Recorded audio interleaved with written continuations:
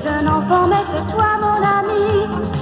Et le plus attachant de tous mes amis, celui qui m'a le mieux compris. Toi mon ami. Ég á heima í loðnum og hlýjum heimi. Ég með mjög næmt þefskinn og góða heyrn. Lyktin og hljóðin sem ég heyri minna mig á mömmu mína og systkini. Ég veit að lífið verður dásamlegt. Ég er orðinn 9 vetra gamall.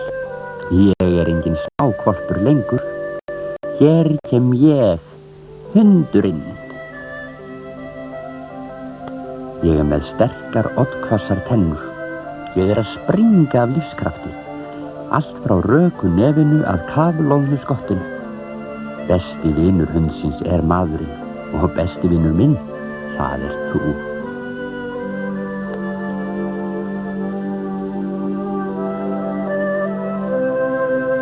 Ég þarf örlítið horn í húsinu þínu til þess að mér líði vel. Svo þarf ég körfu með mjúkum kodda. Frábært! Mér bannað að naga þetta.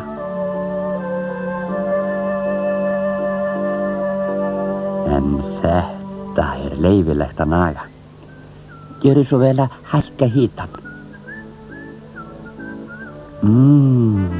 Manni líður hvergi betur en heima hjá sér.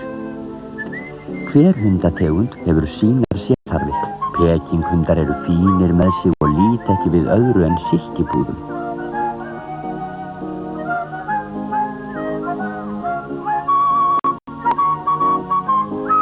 Stóru hundarnir þurfa mikið pláss til þess að teygja úr sér.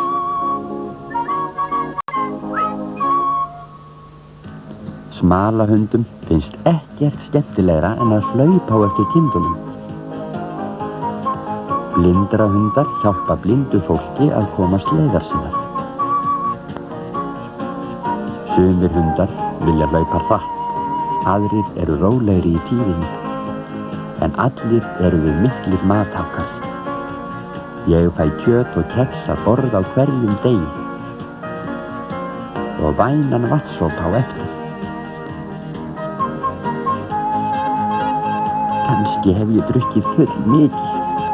Hjálp, ég verð að komast út strax. Of seint. Fyrirgefðu. En ég kann ekki opna hurðir. Þú verður að fara með mig í gönguferðir 4 sinnum á dag. Hvað er nú þetta? Hálsband með nafninu mínu á og heimilisfangi. Og band líka. Nú förum við örugglega út að ganga. Frábært! Við förum beinustu leið að uppáhaldstrénu mínu. Vel uppalinn hundur gerir aldrei þarfir sínar á stéttina. Förum við þess átt? Nei, hin áttina. Jæja, þá fer ég alls ekki neitt.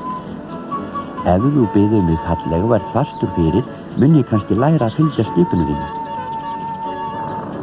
Stattu kyrr, sittu, leggstu, skemmtilegast finnst mér þegar þú segir sækja, þá hendist ég af stað.